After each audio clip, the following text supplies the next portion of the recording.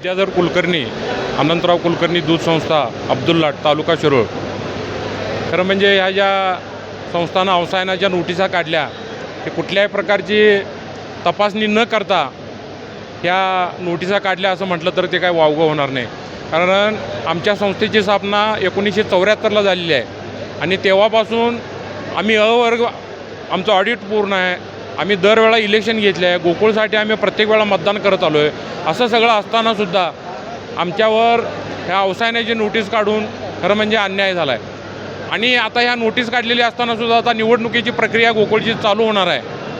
आणि जर ह्या सगळ्या संस्थांची तपासणी एकाच ठिकाणी जर करायची झाली तर त्या प्रक्रियेला फार वेळ लागणार आहे.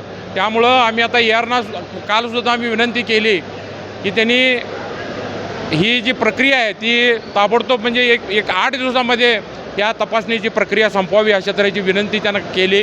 आजसुद्धा आम्ही त्याच्यासाठीच जमलो आहे.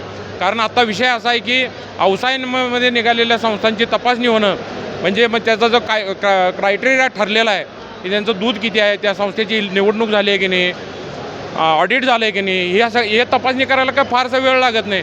त्यामुळं आमची ERना विनंती आहे की त्यांनी ताबडतोब 8 दिवसामध्ये ह्या सगळ्या संस्थांची तपासणी करून तसा रिपोर्ट माननीय न्यायालयाकडे सादर करावा.